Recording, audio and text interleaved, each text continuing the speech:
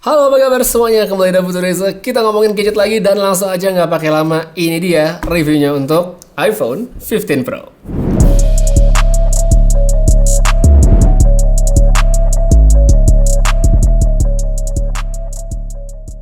Oke, jadi pas video review kali ini saya bikin, pas saya syuting, saya udah pakai iPhone 15 Pro kurang lebih 10 harian. Yang artinya pas videonya tayang, harusnya total pakainya udah lebih dari itu. Sebelum pakai iPhone 15 Pro, saya tuh pakainya adalah iPhone 14 Pro. Jadi, yang seri tahun lalu, yang bakal saya omongin di video kali ini adalah apa aja saya rasain beda, serta yang nggak beda setelah menggunakan yang baru, dan tentunya kelebihan serta kekurangan yang menurut saya patut di-share gitu dari handphone. Sebelum mulai, saya mau infoin dulu juga kalau video ini tuh bakal panjang durasinya, bisa dilihat tuh berapa menit ya videonya.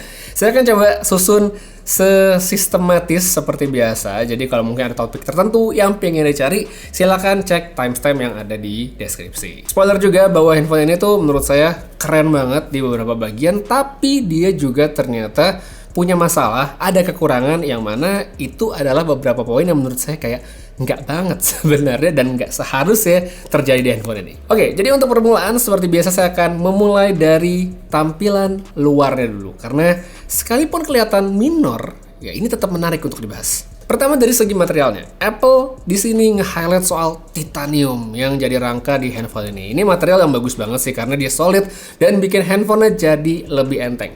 Meskipun kalau menurut data itu cuma nggak sampai 20 gram bedanya, tapi buat saya sebagai mantan pengguna iPhone 14 Pro, ini tuh langsung berasa pas pertama kali pegang. Pas pertama kali keluar dari kotak, saya pegang, wih, handphone enteng. Untuk back covernya ya, di bagian sini dia masih pakai kaca, dan soal kuat atau enggaknya, kalau menurut Om Jerry sih masih lebih kuat dibandingkan yang Pro Max. Paling nggak ini nggak pecah pas ditekan ya. Cuman saya nggak bakal mencet begitu ya, nggak bakal saya tekan. Sayang gitu, mahal. Pajak aja 3 juta kan. Jadi sayang-sayang. Terus untuk desainnya, yang ini tuh opini saya untuk Apple sebenarnya bahwa mereka itu udah darurat desain banget ya, banget darurat, khususnya di bagian belakang. Alasannya jelas karena Apple udah pakai model boba kayak gini sejak iPhone 11 Pro yang rilis 2019 yang lalu. Jadi kalau dihitung udah 5 generasi iPhone yang pakai kamera model boba kayak gini ya. Palingan digedein doang tiap tahun-tahunnya, cuman ya udah gini-gini aja.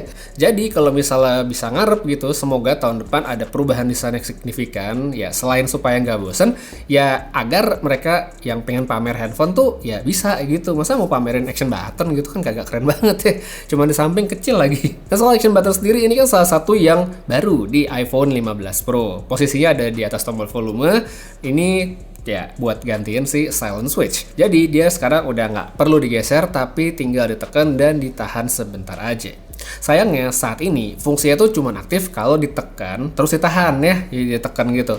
Padahal kalau modelnya tombol kayak begini, sebenarnya tuh potensi pemakaiannya banyak banget. Bisa dengan sekali pencet yang pendek buat apa, 2 kali pencet apa, 3 kali pencet apa, atau bahkan ditekan dan tahan seperti sekarang ya. Sebenarnya mirip-mirip kayak fungsi sensor sentuh di tvOS gitu lah ya. Jadi fungsinya bisa lebih banyak, cuma emang sayangnya sekarang belum bisa kayak gitu. Untuk fungsi-fungsi yang bisa dipakai sendiri sebenarnya beragam ya. Bisa untuk silent biasa kayak sebelumnya, bisa untuk ganti profile fokus, bisa buat buka kamera, center, voice memo, magnifier, kali cek besar itu ya, shortcut aplikasi, sampai yang paling nggak penting yaitu no action, alias tombolnya nggak buat apa-apa gitu, ditaruh gitu entah ya, tapi mungkin ada yang pakai. Kalaupun ada orang yang nggak pakai tombol ini buat silent, kemungkinan sih kalau dari beberapa fungsi yang tersedia, saya sih ngeliat kayaknya nih bakal banyak yang pakai untuk ngebuka kamera. Soalnya tinggal tekan, tahan, langsung kebuka kamera. Modenya pun itu bisa kita custom. Jadi ya mungkin berasa lebih praktis ya, bisa buat shortcut langsung buka portrait, buka video, untuk selfie dan segala macamnya.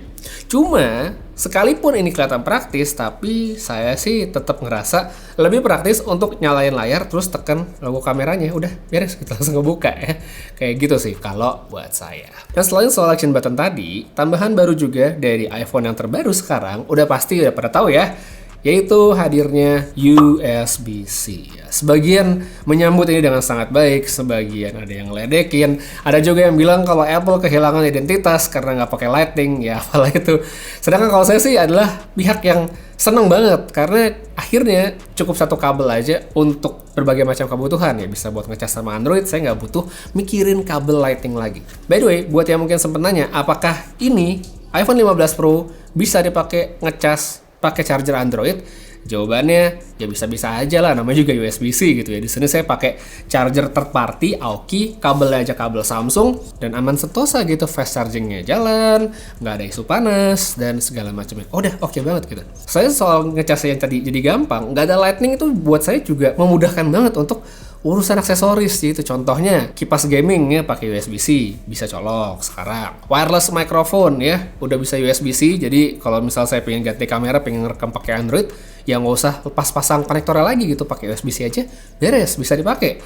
Dan yang paling penting dan paling gampang itu adalah untuk transfer data secara cepat ke SSD eksternal. Ini menurut saya oke banget ya. Satu poin penting lagi dari detail desainnya iPhone 15 Pro yang baru ini sebenarnya adalah ukuran. Karena sebenarnya iPhone 15 Pro ini menjadi sedikit lebih kecil dibandingkan iPhone 14 Pro. Ini terjadi karena Apple membuat bezel di sekitar layarnya jadi kelihatan lebih tipis, sehingga dia bisa mengurangi ukuran perangkat. Nah, kayak di sini bisa lihat saya jajarin iPhone 15 Pro itu sedikit lebih pendek dari iPhone 14 Pro, tapi tetap dengan ukuran layar yang sama. Nah, buat yang nanya, mungkin penasaran apakah iPhone 15 Pro jadinya bisa pakai casing 14 Pro? Jawabannya bisa kali ya, tapi nggak semua casing. Jadi seperti di sini saya ada 4 casing iPhone 14 Pro. Pertama ada clear case ringke yang udah kuning banget, banget yang udah kuning banget ya karena sering dipakai.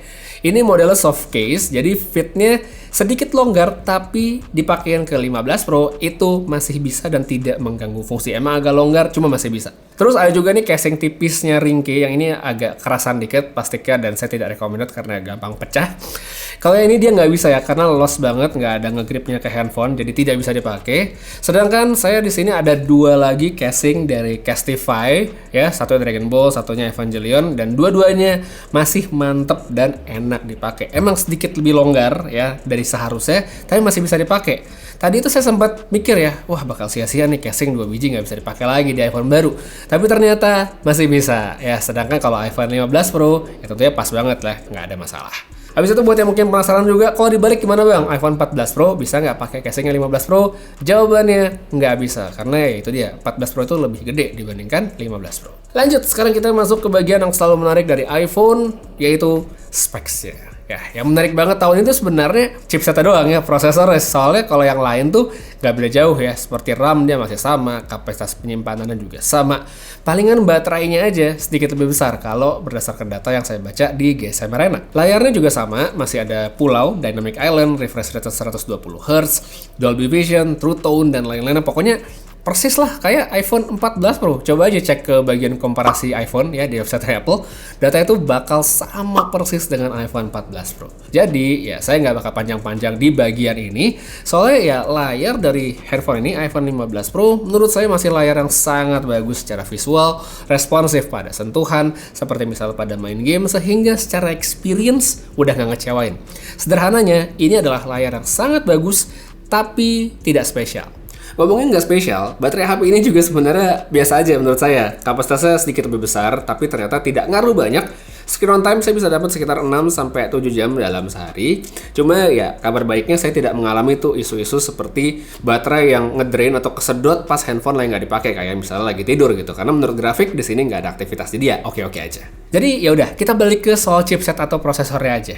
Nah di iPhone 15 Pro ini atau Pro Max-nya juga, Apple tuh mengenalkan yang baru namanya A17 Pro. Ini adalah chipset atau prosesor Apple pertama yang ada label Pro-nya. Kan sebelumnya ada Bionic dan segala macam, sekarang ada Pro-nya.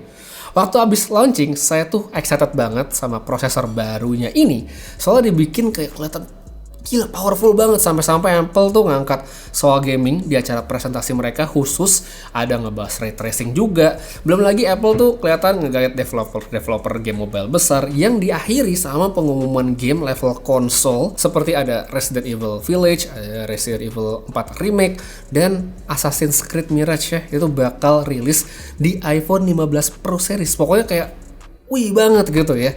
Cuma itu dia yang namanya ekspektasi, kalau ketinggian emang suka bikin kecewa. Soalnya sementara ini A17 Pro yang kelihatan OP ya, overpowered banget di acara kemarin, ternyata nggak segitunya pasti pakai. Jadi oke lah, kalau untuk pemakaian harian di luar soal game atau apapun yang membutuhkan intensitas tinggi, iPhone tetaplah iPhone ya, lancar, mulus banget lah untuk multitasking. Ya multitasking Apple gitu ya, bukan split screen segala macam. Ya pokoknya untuk pindah-pindah aplikasi itu pokoknya masih enak banget. Main game di settingan yang tinggi sekalipun itu juga sebenarnya lancar, tapi cuma di 10 sampai 15 menit pertama aja, karena masalah utama dari handphone ini mulai muncul, yaitu panas yang berlanjut pada throttling. Ini dia. Jadi buat yang mungkin udah ngikutin berita seputar iPhone 15 Pro dan Pro Max ya, mungkin udah lihat juga ya ada beberapa atau sebagian orang yang mengeluhkan tentang overheating atau panas di berbagai skenario. Ada yang bilang pas ngecas jadi panas, ada yang bilang pas lagi foto-foto, ngambil video 4K jadi panas, dan tentunya main game. Ngecas aman ya, saya tuh kan tadi pakai charger third party, Aoki, terus pakai kabel Samsung, aman-aman aja gitu, nggak ada masalah. Foto-foto, ambil video ProRes 4K 60 saya coba di luar ruangan pas matahari lagi terik, terus saya rekam continuous 20 menit, itu suhu layar sama back cover emang bisa sampai 53 derajat panas ya, tapi itu nggak pakai casing. Kalau kita pakai casing, mestinya sih ya di tangan nggak sepanas itu. Kalau saya pindah ke dalam ruangan yang ber-AC, ini saya setel di suhu kurang lebih 23 derajat ya untuk kamarnya. Formatnya sama, 4K ProRes 60, suhunya tuh ternyata tidak beda jauh seperti waktu saya rekam di luar, dan ya perekamannya tetap jalan tuh di 20 menit plus. Jadi walaupun emang handphonenya panas, kayaknya ini memang belum dianggap overheat sama Apple. Soalnya kalau emang udah overheating, harusnya sih video udah mati di tengah jalan, jadi nggak sampai 20 menit. Nah terus kalau untuk game, baru deh begitu saya main agak lama ya, udah masuk 20 menit ke atas, 30 menit ke atas, terus lagi battle sama boss yang efeknya gila-gilaan, saya baru akan ngerasain ketidaklancaran di handphone ini. Misal saya lagi ngeluarin jurus, lagi ngeluarin ulti yang animasi heboh, wah itu udah mulai berasa tuh kayak ada patah-patahnya gitu. Emang ini saya pakai settingan yang paling tinggi ya, mentok gitu. Tapi di iPhone 14 Pro aja itu nggak segininya gitu ya, nggak enaknya tuh nggak sampai nggak lancar patah-patah di animasi gitu saya rasain. By the way, disclaimer juga, kalau game yang saya mainin tuh cuman si Honkai Star Rail doang. Jadi kalau buat yang pengen lihat mungkin pengujian Genshin Impact dan segala macam, mungkin bisa cek di teman reviewer lain, karena kalau saya nyobain Genshin Impact tuh kayak kurang berasa mantep gitu, karena ya karakter saya itu doang, terus map-nya masih di situ, efek skillnya juga segitu-gitu aja, jadi berasa kurang maksimal. Jadi bisa cek nanti mungkin kalau teman ada yang ngebahas. Nah, sebenarnya saya tuh pingin banget nunjukin grafiknya pakai perf dock misalnya ya, soal ketidaklancaran tadi. Cuma mungkin karena handphone itu masih baru banget, yang entah kenapa gitu ya, masih sering error. Jadi pas tiap dicolokin dia tidak bisa untuk sekarang. Jadi untuk apa ya, gambaran awal saya akan pakai aplikasi benchmark yang ya sering dipakai juga, yaitu 3D Mark Wildlife Extreme Stress Test, dan bisa dilihat di sini bahwa stabilitasnya iPhone 15 Pro itu emang jelek banget dibandingkan iPhone 14 Pro di tes yang sama. Saya lakukan di tempat dan waktu serta suhu yang sama, yaitu di ruangan dengan AC sekitar 25-26 derajat.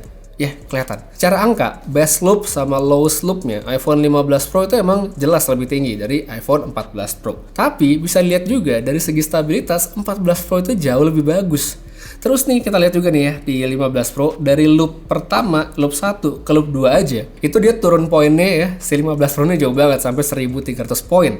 Bandingin sama 14 Pro yang hanya turun 700 poin. Jadi selisihnya lumayan banget. Cuma meskipun yang saat ini si 15 Pro mungkin kelihatan kurang meyakinkan, saya belum akan bilang kalau ini adalah produk gagal, karena ya masih baru banget gitu ya.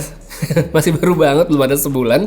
Kemungkinan optimasi yang kurang sesuai itu masih sangat besar, dan sangat mungkin untuk dibenerin lewat software update ke depannya. Jadi ya sabar-sabar aja gitu. Untuk sekarang ya mungkin masih kelihatan agak kurang, cuman ya saya juga optimis bahwa ke depannya bisa lebih baik ya. Semoga gitu. Nanti bakal saya update lagi mungkin kalau udah ada update besar yang bener-bener memperbaiki soal hal tersebut. Nah, cuman untuk sementara, kalau kita lihat dari data yang tadi, ini di saat yang bersamaan juga menjadi tanda positif sebenarnya bagi mereka yang mungkin sedang mempertimbangkan membeli iPhone 14 Pro ya. Karena ya bisa lihat secara kemampuan handphone itu memang masih bagus banget. Dan sekarang baru deh kita masuk ke bagian yang pasti dicari-cari setiap ada iPhone baru, nggak lain dan nggak bukan kameranya. Secara tampilan fisik, iPhone 15 Pro dia bisa dilihat ya di belakang tetap dengan 3 lensa utama plus 1 sensor LiDAR. Dia ada lensa wide, ada ultra wide, sama telefoto 3 kali. Tapi pas di presentasi kemarin Apple tuh mengumumkan gimmick mereka sih ya. Saya bilang gimmick,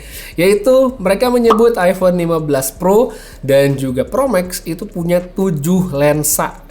Di sini ada 3. Nah, kemana 4 lensa yang lainnya? Oke, jadi kalau kita lihat di user interface kamera seperti ini, ya kan, kalau kita buka itu ada 4 pilihan, ada 0, ya untuk lensa ultrawide ada 1, 2, dan 3. Nah, ini udah dihitung 4 lensa sama Apple. Sedangkan satunya tuh ditambah dari ultrawide yang bisa jadi lensa makro, ya itu dihitung 1. Habis itu di sini juga Apple punya kayak semacam trik baru. Jadi kalau misalnya kita nge-tap yang 1x sekali, itu dia bakal berubah jadi 1,2x ya, atau diterjemahkan menjadi 28 mm. Sedangkan kalau kita tap sekali lagi, itu akan menjadi 35 mm alias 1,5. Nah, Apple ini sebenarnya punya kayak semacam trik apa ya? Simpelnya ya, kalau disederhanakan kayak digital cropping lah sebenarnya. Jadi dia punya sensor 48 megapiksel itu ya di crop sebenarnya untuk dapetin foto yang lebih ngezoom. Jadi punya focal length yang lebih ngezoom. Nah, ini saya bisa bilang begitu karena kalau misalnya kita cek di metadatanya kan, kalau misalnya kita masuk ke info fotonya gitu, misalnya saya foto pakai yang 28 sama yang 35 tadi, di metadatanya tetap terus dia pakai yang 24. Jadi emang ini sebenarnya adalah zoom aja. Jadi tetap zoom, bukan hasil karena kita punya lensa tambahan untuk 28 dan 35 mm tadi. Hal yang baru juga dan perlu diketahui dari kameranya iPhone 15 series yang baru itu adalah sekarang secara default atau setelan bawaannya resolusi foto itu adalah 24 megapiksel saat kita menggunakan lensa utama. Ada pilihan 12 megapiksel juga sih, tapi awalnya tetap kita pakai yang 24. Sedangkan kalau untuk lensa telefoto sama ultrawide ya resolusinya tetap di 12 megapiksel aja. Sebelumnya seperti misalnya di iPhone 14 Pro, walaupun sensor lensa utama itu udah 48 megapiksel juga, tapi foto itu akan diambil di resolusi 12 megapiksel aja. Nggak ada opsi untuk pakai 24 megapiksel, dan kalaupun pingin dimaksimalin itu tetap mesti ke 48 langsung dengan setelan JPEG Max atau ya ProRes Max lah, yang mana itu juga tersedia sebenarnya di iPhone 15 Pro. Perbedaan dari 24 sama 12 megapiksel ini sebenarnya bukan soal bagus-bagusan sih, tapi lebih ke banyaknya detail yang bisa didapatkan di resolusi yang lebih tinggi 24 megapiksel. Mungkin nggak signifikan ya bagi banyak orang, tapi di sisi lain ini juga mungkin akan kepake bagi sebagian orang ya. Jadi tergantung kebutuhan aja. Terus ngomong-ngomong soal signifikan atau enggaknya, ini juga bisa dilihat dari beberapa perbandingan foto antara iPhone 14 Pro dengan 15 Pro berikut ini. Emang dari segi warna iPhone 15 Pro itu kelihatan lebih lebih keluar gitu, lebih ada saturasinya, begitu pula dengan dynamic range yang memang dikatakan diperbaiki atau ditingkatkan sama Apple. Cuma ya balik lagi, nggak signifikan untuk sebagian orang. Terus buat yang nanya flare masih ada atau enggak, ya sekalipun Apple bilang ada coating lalali itu ya lah, pokoknya ya tetap ada gitu. Jadi mungkin bisa coba lagi tahun depan biar nggak ada flare. Terus untuk foto yang tanpa banding-bandingin ya, sekarang iPhone 15 Pro-nya aja, menurut saya tetap ini adalah handphone dengan kamera yang sangat bisa diandelin, dan saya yakin akan banyak yang suka ya, terlepas pro dan kontranya.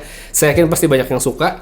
Detailnya bagus, dynamic range-nya juga itu tadi ditingkatin. Warna emang tidak kelihatan semateng Samsung lah kalau misalnya kita bandingin, tapi dari dulu pun memang iPhone identik dengan karakter yang flat sehingga lebih memudahkan kalau pengen diedit-edit ya. Apalagi kalau misalnya udah kepake ProRAW 48 megapiksel tuh udah paling enak menurut saya buat diutak-atik. Tapi yang sebenarnya saya paling suka dari fitur kameranya iPhone 15 series sekarang, termasuk yang Pro dan biasa, itulah kemampuan untuk membuat foto biasa jadi portrait ya. Seperti yang udah sempat saya bahas juga pas first impression unboxing dan segala macamnya itu. Di seri iPhone yang baru ini user udah nggak perlu lagi masuk ke mode portrait, karena dengan mode foto yang biasa aja, fotonya itu emang secara otomatis bisa kita ubah ke mode portrait ya. Jadi ada data depth-nya begitu setiap kita ngambil foto. Nah, kuncinya itu sebenarnya adalah di logo F seperti ini. Jadi kalau misalnya kita foto dia nggak muncul, kayak misal ke benda, ya tinggal tap fokus aja, nanti dia bakal muncul seperti sekarang. So, misalnya kita punya foto gitu yang pengen jadiin portrait, ya udah tinggal diedit aja dan bisa diatur juga intensitasnya. Ya, emang bukan sesuatu yang baru, tapi menurut saya oke lah, enak banget udah ada kemampuan seperti ini.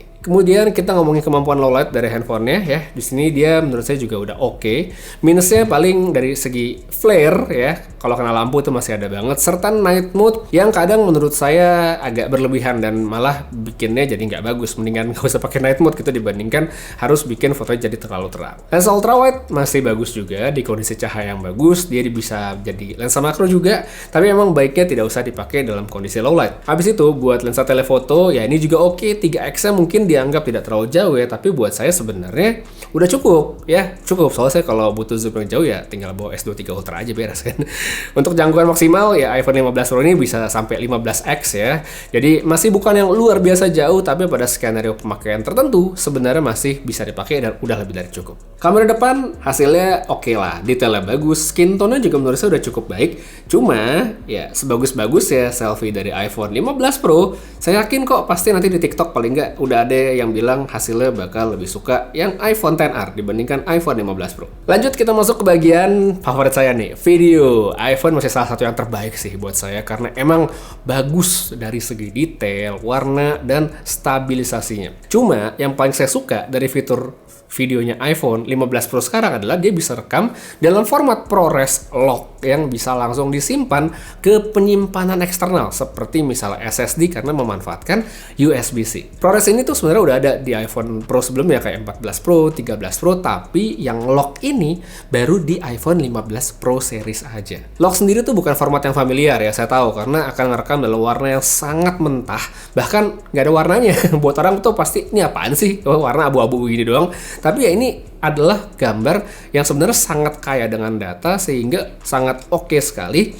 ketika dituning dan editing. Simpelnya kayak buat color grading lah ya. Harus diakui locknya Apple ini bagus banget kalau menurut saya, dan saya yakin yang biasa pakai format lock untuk bikin konten atau apapun lah rekamannya pakai lock pasti bakal suka banget dengan fitur ini. Apalagi ya sekarang itu dia bisa langsung disimpan ke SSD. Wah ini sih enak banget karena ya jadi nggak makan tempat dari storage internal. Apalagi untuk iPhone yang storage kecil kayak saya ini kan cuma 128GB aja, itu udah enak banget. Jadi ya tinggal colok SSD udah saya bisa ngerekam tanpa perlu mikirin storage internal yang bakal penuh. Andai aja nanti itu Apple ngasih keleluasaan untuk bisa nyimpen semua hasil rekaman video termasuk yang bukan ProRes ditaruh ke external storage, itu menurut saya sih bakal asik banget ya. Semoga nanti tahun depan ada. Dan sekarang berikut adalah beberapa sampel dari hasil videonya iPhone 15 Pro. So sekarang kita sambil jalan-jalan di Ancol cek videonya iPhone 15 Pro, dan kalau yang saya lihat di layar ini impresif banget sih ya. Dynamic range-nya itu loh, waduh gawat. Cuman nggak tahu nih audio bersih atau enggak karena anginnya kenceng banget, entah belubuk-belubuk atau enggak, silahkan didengerin aja. Ini saya 4K 30 fps ya. Oke, jadi sekalian aja ini dia buat sampel kamera depannya dari iPhone 15 Pro di kondisi outdoor siang hari di pinggir laut ya, pinggir pantai, dan anginannya kenceng banget, entah suaranya bakal bersih atau enggak. Cuman saya harus apresiasi kemampuan videonya untuk dynamic range. Wah gila sih, dynamic range-nya bagus banget. Saya lihat ya, muka saya terekspos dengan baik, tapi yang di belakang itu nggak ada yang crash shadownya. Stabilisasi juga bagus. Wah, ini emang videonya top tier banget lah kalau untuk perekamannya. Nah, ini di situasi siang ya, nanti kita cobain lagi setelah acara, kita cek untuk kemampuannya di situasi low light.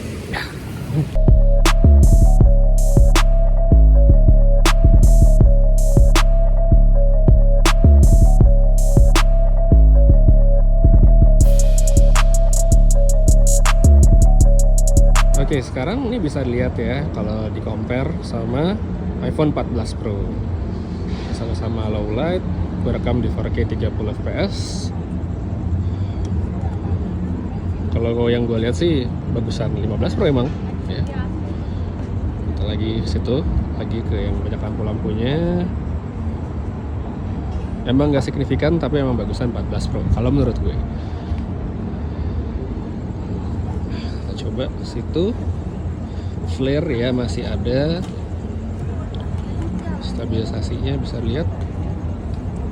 Oke, ya kurang lebih begitu ya untuk perbedaan kamera belakang dari 14 Pro sama 15 Pro. Nah, dan sekarang kita cobain sama 14 Pro kamera depannya.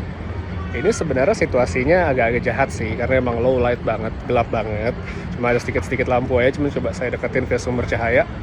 Nah, ya bisa kelihatan bedanya antara 14 Pro sama 15 Pro hasil seperti ini. Ya emang situasi jahat sih, ini gelap banget soalnya. Nah, mungkin bisa lihat ya perbedaannya dalam kondisi seperti ini kira-kira bagusan mana performa videonya, stabilisasi, dan mungkin habis ini saya bawa ke tempat yang agak terangan dikit yang lebih masuk akal dibandingkan kayak sekarang. Ini udah nggak masuk akal sebenarnya untuk ngambil video, soalnya emang gelap banget. Dan kalau untuk kamera depannya kayak gini hasilnya tetap mantep, tetap cakep, cuman ya itu sih tadi kalau kamera belakang tuh masih ada flare-nya, kamera depan nggak ada gitu. Aneh ya sebenarnya. Kenapa Apple nggak pakai coatingan lensa yang sama dengan kamera depan gitu? Ini nggak ada flare-nya, kamera belakang ada flare-nya.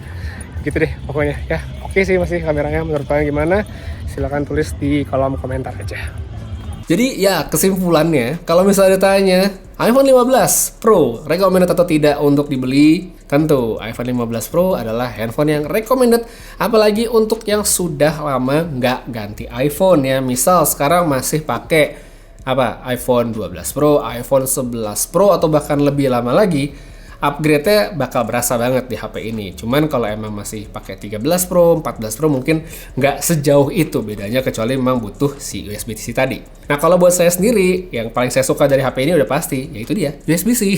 Udah deh, itu enak banget, mempermudah hidup ya untuk segala macem. Terus untuk performa, walaupun sekarang masih kurang stabil, cuma kedepannya semoga bisa lebih oke lagi. Saya cukup optimis lah ya, ada perbaikan ke depannya, jadi mestinya bisa benerin, semoga. Sedangkan untuk kamera ya gimmick 7 lensanya itu ya udahlah ya. Cuman untuk fotonya bisa saya bilang bagus, cuma tidak wah banget. Sedangkan kalau untuk video, iPhone masih yang terbaik buat saya ya. Apalagi sekarang semakin baik lagi dengan standar fitur yang dinaikin, dengan ProRes-nya yang bahkan bisa langsung di-save ke SSD.